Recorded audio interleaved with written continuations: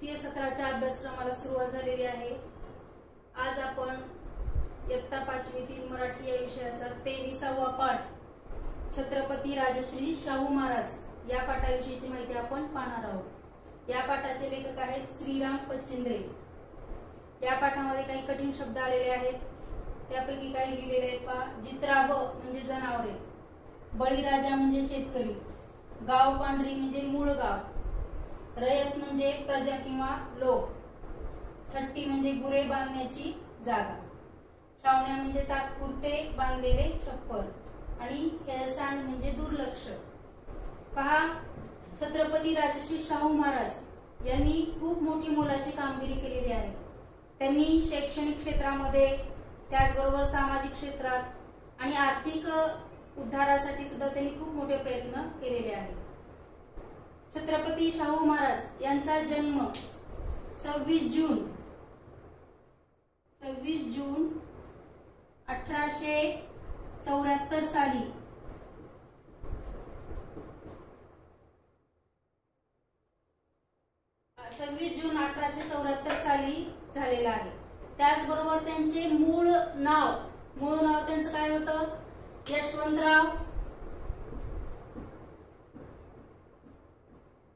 यशवंतराव जयसिंगराव घाडगे हे त्यांचं मूळ नाव होतं, परंतु नंतर त्यांना शाहू महाराज हे नाव देण्यात आलं। त्यांचं मूळ नाव यशवंतराव जयसिंगराव घाडगे कुटुंबामध्ये त्यांचा जन्म झालेला होता। त्यांच्या आईचे नाव राधाबाई होते। तर या पाठामध्ये छत्रपती राजश्री शाहू महाराज या पाठामध्ये आपल्याला त्याने प्रामुख्याने 1896चा जो दुष्काळ पडलेला होता, कोरडा दुष्काळ पडला होता, त्या दुष्काळाच्या वेळेस त्या ठिकाणचे जे लोक आहेत त्या लोकांवर कोणकोणते प्रसंग आले होते, त्याचबरोबर गुरांसाठी कोणकोणत्या त्यांनी योजना त्या ठिकाणी राबवलेल्या होत्या, त्याचं वर्णन या पाठामध्ये लेखक श्रीराम पच्चिंद्रे यांनी वर्णन केलेलं आहे। आता आपण प्रत्यक्षात पाठाला सुरुवात करूया। 1896चा पावसाळा कोरडाच गेला। नंतरच्या वर्षी उन्हाची तल्लकली वाढू लागली। तल्लकली म्हणजे उन्हाचा तडाखा। पहा, एखाद्या वर्षी पाऊस नाही पडला तर पुढचा जो उन्हाळा येतो तो अतिशय कडक असा उन्हाळा येतो। आभाळात कोरडे ढग जमायचे, निघून जायचे। प्रजेच्या डोळ्यातील पाणी सुद्धा आटलं। कोल्हापूरच्या सुपीक मातीला भेगा पडू लागल्या। शेतकरी आभाळाकडे डोळं लावून बसला। पहा, दुष्काळ हे दोन प्रकारचे असतात। जर पाऊस नाही पडला तर कोरडा दुष्काळ पडतो आणि खूप पाऊस पडला तर ओला दुष्काळ असतो। मग 1896 सालचा जो दुष्काळ आहे तो कोरडा दुष्काळ होता आणि त्याच्यामुळं कोल्हापूरच्या सुपीक जमिनीला, काळ्या जमिनीला भेगा पडू लागल्या। पाऊस नसल्यामुळं जमिनीला भेगा पडू लागल्या आणि अक्षरशः बळीराजाच्या डोळ्यातलं पाणी आटलं। म्हणजे शेतकऱ्यांच्या डोळ्यातलं पाणी म्हणजे ते उदास होऊन, त्यांचं मन दुःखी होऊन त्यांच्या डोळ्यातलं पाणी आटून गेलं आणि शेतकरी आभाळाकडे डोळं लावून बसला। म्हणजे केव्हा एकदा पाऊस येतो, केव्हा एकदा हिरवीगार शेती पाहायला मिळतात, असं त्यांच्या मनामध्ये त्यांना सारखं वाटू लागलं। छत्रपती राजश्री शाहू महाराजांविषयी लोक बोलायला लागले, इतका चांगला राजा मिळाला आणि आता आसमानी संकट आले। आसमानी संकट म्हणजे पाऊस न आल्यामुळं जे निर्माण होणारं संकट आहे, निर्माण होणारा दुष्काळ आहे, त्याला म्हणायचं आसमानी संकट। काय रे बाबा, आभाळाची कुऱ्हाड पडली का मानावर? म्हणजे लोकांमध्ये चर्चा होऊ लागली, आपल्याला एवढा चांगला राजा मिळालेला आहे परंतु आपल्याला आसमानी संकट आपल्यावर आलेलं आहे, दुष्काळाचं एवढं मोठं संकट आलेलं आहे। सर्वत्र दुष्काळानं थैमान घातलं, हल्लकल्लोळ उडाला। हल्लकल्लोळ म्हणजे हाहाकार माजली, जनावरं उपाशी पडली, बळीराजाचं काळीज दगडाचं झालं। बघा, बळीराजा याचा अर्थ शेतकरी। म्हणजे अशी परिस्थिती निर्माण झाली की त्याच्यामुळं शेतकऱ्याचं जे काळीज आहे ते दगडाचं काळीज त्या ठिकाणी झालं। गाव पांढरी सोडून माणसं जगायला दूर चालली, गोरगरीब करपून जायला लागले, गावच्या गाव ओस पडायला लागली। दुष्काळ पडल्यामुळे तिथं लोक, त्यांची कोणतीच सोय होत नव्हती, त्यांना खायला मिळत नव्हतं, पाणी मिळत नव्हतं, म्हणून ते काय करायला लागले, ज्या ठिकाणी त्यांची जिकडे सोय होईल त्या ठिकाणी ते जाऊ लागले आणि अशा प्रकारे गावच्या गाव ओस पडू लागलं। ओस पडणे म्हणजे त्या ठिकाणी कुणीही न राहणे।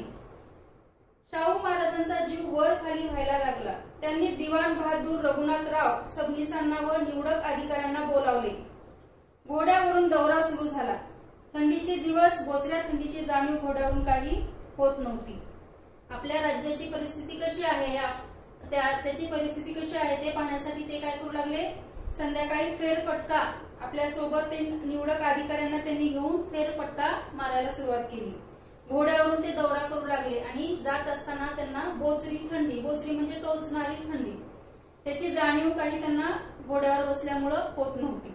पण फाटकं तुटकं पांघरून रानोमाळ फिरणाऱ्या गरीब रयतेची अवस्था महाराजांना कळत होती. बघा, राजश्री शाहू महाराज हे जनतेच्या अतिशय जवळ जाऊन ते त्यांची काळजी करत, त्यांना काय हवंय काय नाही याची विचारपूस ते करत होते. म्हणून त्यांना रयतेची अवस्था महाराजांना कळत होती. गड हिंग्लज, रायबाग, कटकोळ भागात दुष्काळानं झोडपलेल्या रयतेला धीर देत महाराज फिरत होते. बघा, हे जे भाग आहेत, गड हिंग्लज, रायबाग, कटकोळ भाग, हे सगळे कोल्हापूर जिल्ह्यातले काही ठिकाण आहेत. तर अशा दुष्काळानं झोडपलेल्या लोकांना शाहू महाराज त्या ठिकाणी स्वतः जात, त्यांच्याशी भेटत, त्यांना धीर देत, धीर म्हणजे आधार, म्हणजे तुम्हाला काय जे काही पाहिजे ते तुम्ही मला मागा, मी तुम्हाला पुरवतो, म्हणजे अशा प्रकारे त्यांना आश्वासनं देत आणि मदतही ते करत असत. भर दुपारी उन्हातानाचा मारा न जुमानता महाराज स्वतः भेटायला येत असल्याचं प्रजेला अप्रूप होतं. अप्रूप म्हणजे कौतुक वाटायचं त्यांना. एवढा मोठा राजा असून, महाराज असून आमच्यासारख्या गरीब जनतेला ते आमच्या घरापर्यंत भेटायला येतात याचं त्यांना कौतुक वाटायचं. नव्या वर्षाच्या सुरुवातीला गुदरगड, पन्हाळा, शाहूवाडी या तालुक्यांचा दौरा सुरू झाला. हिरवीगार रानं उन्हानं करपून गेली होती. महाराज रानामाळानं पायी जात होते. झोपडी झोपडीत जाऊन विचारपूस करत होते. महाराजांच्या कानावर प्रजेचं गाराणं येत होतं. बघा, प्रत्येक ठिकाणी ते स्वतः जात आणि त्या ठिकाणी लोकांची विचारपूस करत, त्यांना कोणकोणत्या अडचणी येत आहेत त्याची ते विचारपूस करत आणि त्याच्यामुळं महाराजांना प्रजेचं गाराणं म्हणजे त्यांना ज्या समस्या येतात, अडचणी येतात त्या महाराजांच्या कानावर येत होत्या. महाराजांनी व्यापाऱ्यांची बैठक बोलावली. बंधूंनो, दुष्काळानं हाहाकार माजवलेला तुम्ही बघतच आहात. मी स्वतः संस्थानात दौरा काढून प्रजेची दयनीय अवस्था पाहिली आहे. तुम्ही जशी माझी प्रजा तशीच शेतकरी आणि गोरगरीब मजूरही माझीच प्रजा. बघा, अशा या परिस्थितीमुळे महाराजांनी व्यापाऱ्यांची एक बैठक बोलावली आणि त्याच्यामध्ये त्यांनी सर्वांना व्यवस्थित समजावून सांगितले की तुम्ही ज्याप्रमाणे माझी प्रजा आहात तसेच या गावातले जेवढे गोरगरीब रयत आहे, जनता आहे, ते सुद्धा माझी प्रजा आहे आणि त्यांचा प्रश्न सोडवण्यासाठी आपण सर्वांनी मिळून त्या ठिकाणी प्रयत्न केला पाहिजे. मग त्यावेळेस त्यांनी त्यांना बघा काय सांगितलं, तुम्ही धान्याच्या किमती कमी केल्या तर 2 वेळेला 4 घास त्यांच्या पोटात जातील. तुम्ही धान्याची विक्री खरेदीच्या किमतीला करा. खरेदीच्या दरात प्रजेला धान्य मिळायला लागलं तर प्रजा तुम्हाला दुवा देईल. दुवा देईल म्हणजे आशीर्वाद देईल. म्हणजे तुम्ही ज्या भावामध्ये एखादं धान्य खरेदी केलेलं आहे त्याच भावामध्ये तुम्ही प्रजेला द्यायचं. म्हणजे ना नफा ना तोटा या तत्वावर तुम्ही धान्य विक्री करा, असा संदेश महाराजांनी व्यापाऱ्यांना दिला. मग व्यापाऱ्यांना प्रश्न पडला, असं जर आम्ही केलं तर आमचं नुकसान होईल. मग त्याच्यावर सुद्धा एक महाराजांनी तोडगा काढला, तो पहा. आणि आम्ही नुकसान होऊ देणार नाही. तुमचा तोटा आम्ही दरबारातून भरून देऊ. बघा, एकतर संपूर्ण रयतेकडे लक्षही देण्यात येत होतं आणि व्यापाऱ्यांचंही नुकसान होऊ नये म्हणून महाराजांनी त्यांना जी काही त्यांचा नफा होणार होता तो नफा दरबारातून आम्ही तुम्हाला देऊ असं आश्वासन त्यांनी व्यापाऱ्यांना त्या ठिकाणी देण्यात आलं. त्यामुळे धान्याच्या किमती उतरल्या.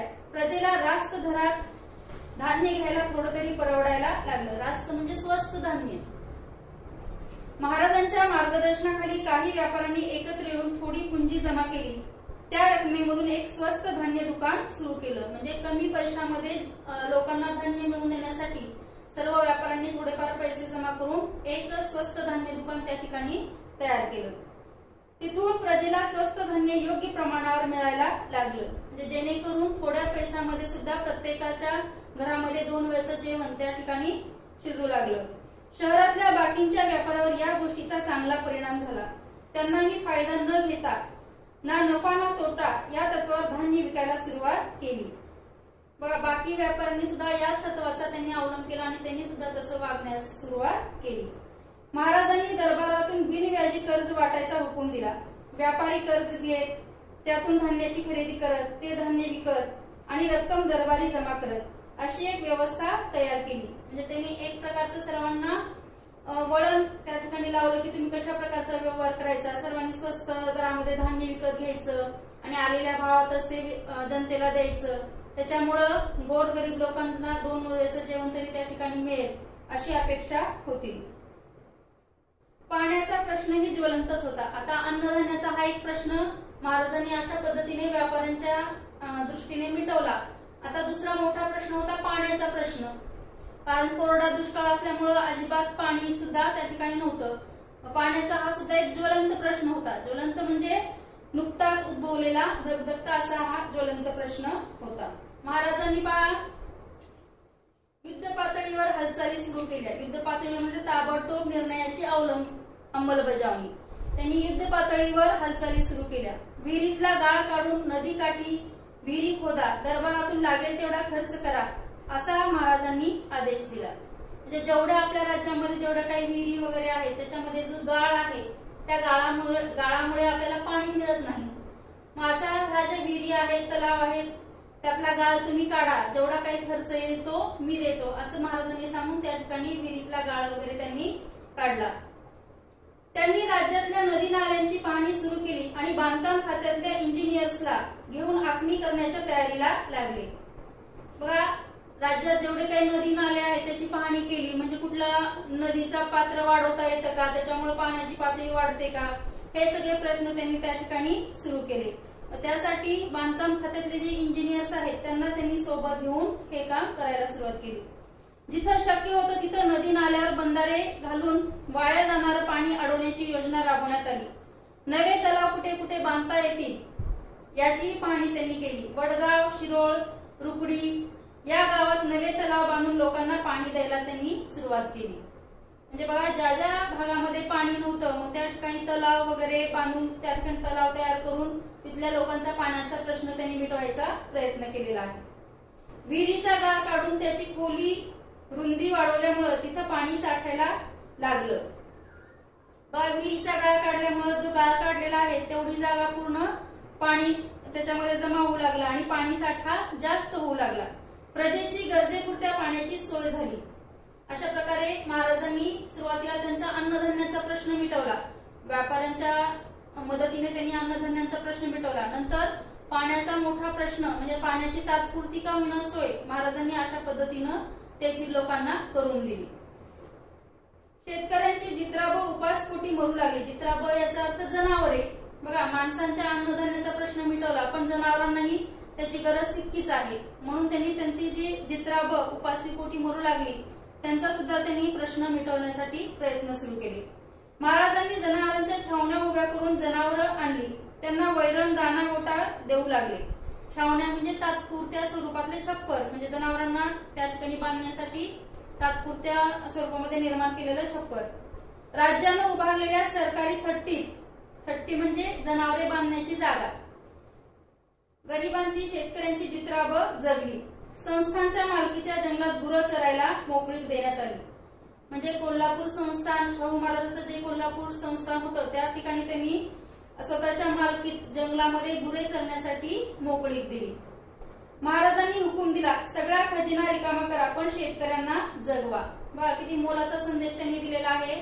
सगळा आपला खजिना जरी रिकामा झाला तरी चालेल परंतु आपण शेतकऱ्यांना जगवलं पाहिजे. जनावरांना जगवा, प्रजेला जगवा, कुणाचीही हेळसांड होऊ देऊ नका.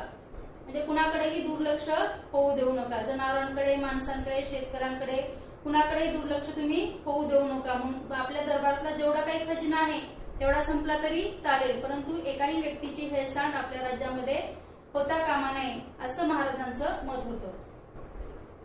महाराजांनी दरबारात सांगितलं, प्रजेला धान्य आणून दिलं, जनावरांना चारा पाणी आणून दिलं म्हणजे तेवढ्यात भागत नाही. बाकी सगळं विकत घ्यायला त्यांच्याकडे पैसे नाही. आता त्यांचा तात्पुरता सगळा प्रश्न त्या ठिकाणी सुटला गेलेला होता. अन्नधान्याचा, पाण्याचा, जनावरांचा सगळा प्रश्न थोडक्यात मिटलेला होता. परंतु फक्त तेवढ्यावरच घर भागत नाही तर आपल्या हातामध्ये पैसा देखील असणं गरजेचं आहे. दुसऱ्या काही गोष्टी आहेत त्या घेण्यासाठी पैशाची आवश्यकता आहे. मग त्यासाठी काहीतरी कामधंदा असणं गरजेचं आहे. त्यासाठी काही करता येते का म्हणून महाराजांनी त्याच्यावर काहीतरी योजना करण्यास सुरुवात केली. पहा, रोजगार हमी हमी योजना राबवायची. आपल्याकडे रस्ते चांगले नाहीत ते करून घ्या. ब्रिटिश हद्दीत सुद्धा रस्त्याची कामं काढा. बघा आता हे जे गोरगरीब लोक आहेत त्यांना पैसा कुठून मिळणार, त्यासाठी त्यांना रस्त्याची वगैरे कामं त्यांना लावून देणे. मग रोजच्या कामातून मिळणाऱ्या त्यांचा जो मोबदला आहे त्याच्यातून त्यांचं घर, त्यांची उपजीविका त्याच्यातून भागली जायची. म्हणून त्यांनी त्या ठिकाणी ब्रिटिश हद्दीमध्ये जो रस्ता आहे तिथं सुद्धा तुम्ही आपली कामं चालू करा, तिथले सुद्धा रस्ते तुम्ही बांधा, असा आदेश महाराजांनी काढला. भराभर चक्र फिरली. महाराज स्वतः फिरत होते. रस्त्यांची कामे होऊ लागली. गरीब रयतेच्या हातात 4 पैसे पडू लागले. म्हणजे अशा प्रकारे गरीब लोकांच्या हातामध्ये थोडेफार का होईना पैसे पडू लागले आणि त्यांची जी उपजीविका आहे ती चांगल्या पद्धतीनं सुरू झाली. महाराजांनी आणखीन एक गोष्ट हेरली म्हणजे शोधली. रस्त्याच्या कामावर बायका येतात, त्या कामात असतात, तेव्हा त्यांची चिल्ली पिल्ली झाडाखाली आणि इकडं तिकडं फिरतात. वा गरीब कुटुंबातले खेड्यातल्या ज्या बायका स्त्रिया आहेत त्यांना सुद्धा त्यांच्या पतीसोबत कामाला यावं लागतं. मग घरामध्ये कुणीच नसतं. मग अशा वेळेस त्यांची जी लेकरं बाळं आहेत, लहान लहान मुलं आहेत, ते सुद्धा त्यांना सोबत घेऊन यावं लागतं. आणि मग सोबत आणल्यानंतर त्यांना कुठेही उन्हात बसवणं, झाडाखाली बसवणं, अशा प्रकारे त्यांची गैरसोय होऊ लागली. हे महाराजांनी स्वतः आपल्या डोळ्यांनी त्या ठिकाणी पाहणी करून त्यांनी ते पाहिलं. मग याच्यावर त्यांना एक कल्पना सुचली. ती कोणती पहा. ती मुलं उपाशी राहतात, रडतात, त्यांच्याकडे कोण बघत नाही. म्हणून त्यांनी दरबाराला हुकूम दिला, आजच्या छावण्या उडा, आया नेमा आणि त्या पोराबाळांची व्यवस्था करा. म्हणजे जोपर्यंत त्या कामामध्ये आहेत स्त्रिया, तर त्यांच्या मुलांना त्या ठिकाणी सांभाळण्यासाठी आया वगैरे नेमण्यात यावा, असा त्यांनी आदेश काढला. प्रत्येक कामावर ही व्यवस्था करा. जिथं जिथं बायका मुलं घेऊन म्हणजे कामाला जातात त्या ठिकाणी अशा प्रकारची व्यवस्था तुम्ही करा, असं महाराजांनी सुचवलं. महाराजांच्या हुकुमानं रोजगार हमीच्या प्रत्येक ठिकाणी शिशु संगोपन गृह चालू झाली. बाया बापड्यांची करपणारी माया सावलीत विसावली. म्हणजे अशा प्रकारे बघा शाहू महाराज हे जनतेच्या पार जवळून त्यांनी जनतेचा अभ्यास केला आणि त्यांना ज्या काही समस्या अडचणी त्या ठिकाणी निर्माण झालेल्या होत्या त्या त्यांनी स्वतः अनुभवल्या आणि त्या प्रसंगातून ते स्वतः गेले आणि म्हणून त्यांनी त्यांच्यासाठी एवढे प्रयत्न केले. त्यांनी प्रामुख्याने सुरुवातीला गरीब जनतेसाठी काय केलेलं आहे, गरीब जनतेसाठी त्यांनी अन्नधान्याचा प्रश्न मिटवला त्यांचा, नंतर पाण्याचा प्रश्न मिटवला, त्याचबरोबर जी जनावरं जित्राबा आहेत त्यांचा प्रश्न मिटवला आणि नंतर शेवटी काहीतरी उद्योगधंदा करून त्यांच्या हातामध्ये थोडी फार का होईना पैसा त्यांच्या हातामध्ये पडावा यासाठी त्यांनी रोजगार हमी योजनेची योजना त्या ठिकाणी लागू केली. आणि अशा प्रकारे छत्रपती शाहू महाराजांनी 1896चा जो दुष्काळ पडलेला होता त्या दुष्काळामध्ये खूप मोठी कामगिरी त्या ठिकाणी केलेली आहे.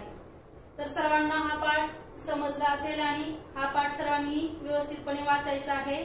पाठाचा स्वाध्याय जो आहे तो वर्गपाठच्या वहीमध्ये लिहायचा आहे.